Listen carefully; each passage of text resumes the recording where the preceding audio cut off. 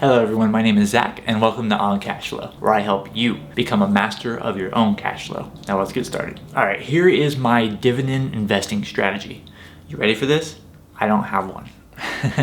So I don't invest specifically for dividends. Dividends are just a slightly good byproduct of investing in index funds. So my investment portfolio is pretty much entirely index funds, like total US stock market, total international stock market. And those actually on their own do produce some dividends. So I do have to have some kind of way that I deal with using those dividends while I'm financially independent. But I'm not specifically investing in like dividend paying stocks or dividend paying funds or anything like that. So this is how I'm going to be handling my dividends while I'm living a sort of barista FIRE lifestyle. Really quick, I just want to say I do have another video talking about dividends and living off of dividends in retirement as more of like a hypothetical of how you should be doing it and why I don't specifically invest for dividends, but we'll talk more about that later. Let's get on to this video. First off, I do have to differentiate how I'm treating dividends depending on what kind of account those dividends are coming from. We have the three main accounts that I have are going to be a regular taxable investment account, a Roth individual retirement account, and a traditional individual retirement account. So depending on the kind of account, I treat the dividends differently. For a Roth account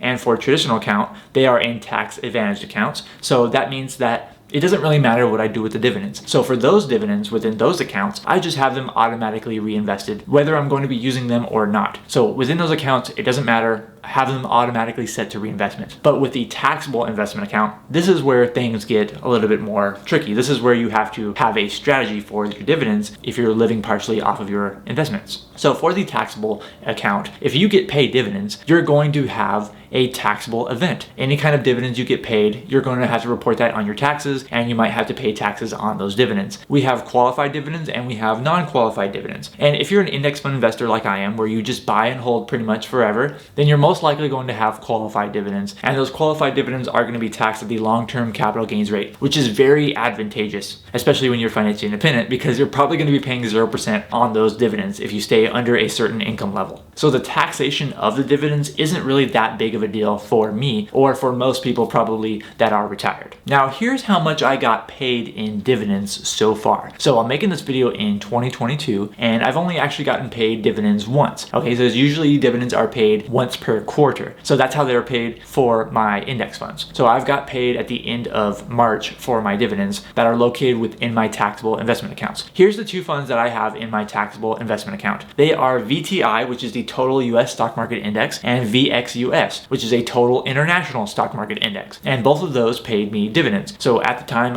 when the dividends were paid out, I had more money invested in VTI within the taxable account. And the average dividend yield for VTI was 1.43%. Right? So not very much, 1.43%. But for the international fund, VXUS, that dividend yield was 3.39%, more than double what the US index fund was. In March, I got a $448.78 from VTI, from the US index fund, and I got $57.81 from the international index fund. So as you can already tell, that's not very much money, okay? So that represents 3 months of dividends, and it's not really that much because I'm not investing specifically for dividends, and we're only talking about my taxable account, which is only a fraction of my total net worth. Most of my net worth is in the individual retirement accounts, and those dividends, like I said, don't really matter for the tax purposes and for dividend planning. So next, let's talk about how I'm going to be utilizing those dividends that were paid out. But really quick, if you want a 100% dividend yield, all you need to do is like this video and you will receive it back many times over, because the more videos that you like on cash flow, the more videos that YouTube will recommend to you that I have created. So if you want to help me out and help yourself out as well, please make sure you hit the like button on this video. I'd really appreciate that. But let's get back to the dividends here. Let me pull up my iPad real quick because we have some math here.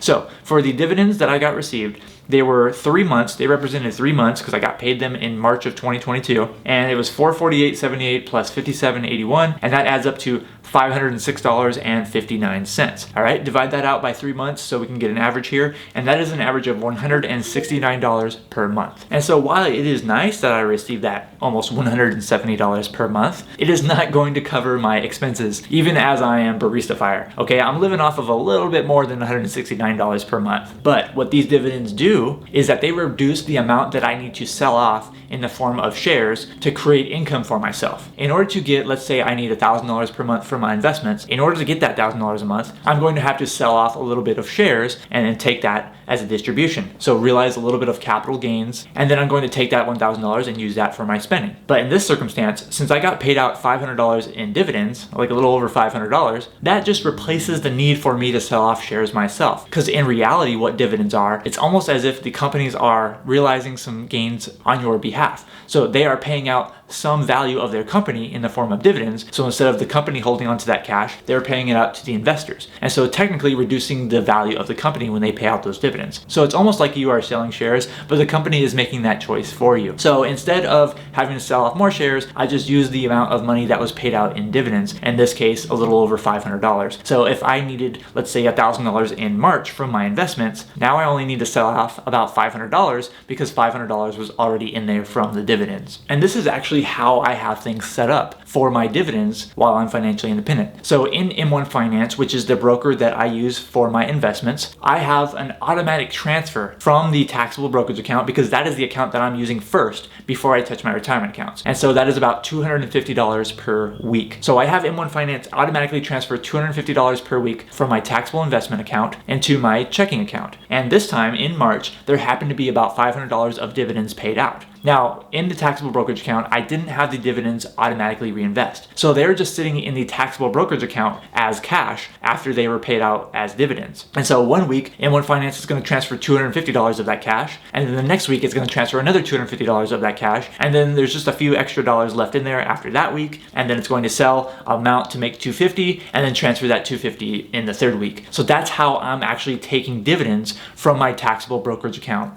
while I'm retired. And there's several reasons why I'm treating my dividends like this while I'm retired. But really quick, I want to know from you in the comments below. What do you personally think about dividends in retirement? Getting dividends in early retirement? Is your financial independence plan, is your retirement plan based a lot around dividends? How are you treating dividends in retirement? How do you plan on treating dividends in retirement? Please let me know in the comments below and let's discuss. But now here is why I'm treating dividends this way. So first off, as I mentioned before, I'm taking money from my taxable investment account first, okay? That is the account that I am depleting first. And so that's why I'm taking the money from dividends there and not having them reinvested. The second reason is that dividends are a taxable event. So they're gonna either be taxed as ordinary income or they're gonna be taxed at the long-term capital gains rate, depending on whether they're qualified or unqualified. Regardless, they are a taxable event, and so it doesn't make sense for me personally to have those dividends in the taxable account get reinvested automatically. It makes more sense to just use them for my spending, since I'm using some money from my taxable account to replace my spending anyway. Thirdly, since I am now financially independent and now partially relying on my investments to support my spending, I have reallocated my investments since then to create more cash flow. And how I've done this is I've simply transferred my international funds from my retirement accounts into my taxable account. So I just had to sell off international funds within my retirement accounts,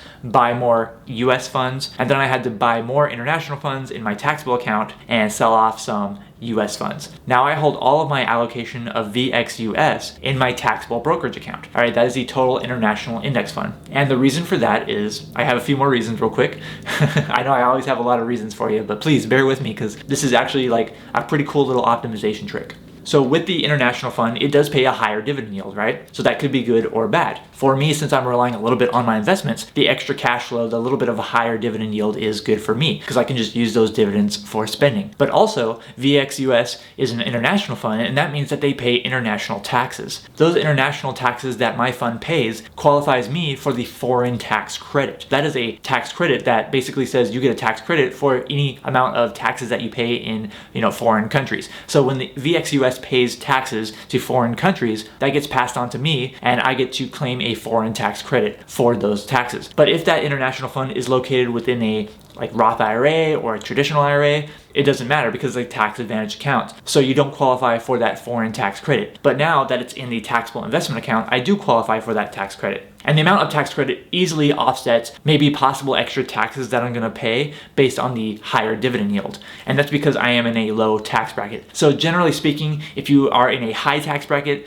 it might not make sense for you to get those extra dividends from international funds. But if you're in a lower tax bracket, it might be better for you to receive the foreign tax credit and to receive the higher dividend yield from the international funds. So all of that put together, that is my dividend investing strategy. That's how I'm personally treating trick-or-treating dividends while I'm financially independent. And as I said earlier, I have a much better analysis for you on dividends in retirement and how to use dividends. So I created that video specifically for you. So I want you to watch that video after you watch this one. It's gonna pop up right next to me, okay? So thank you so much for watching this video. I'm Zach from OnCashflow.com, and I hope to see you next time.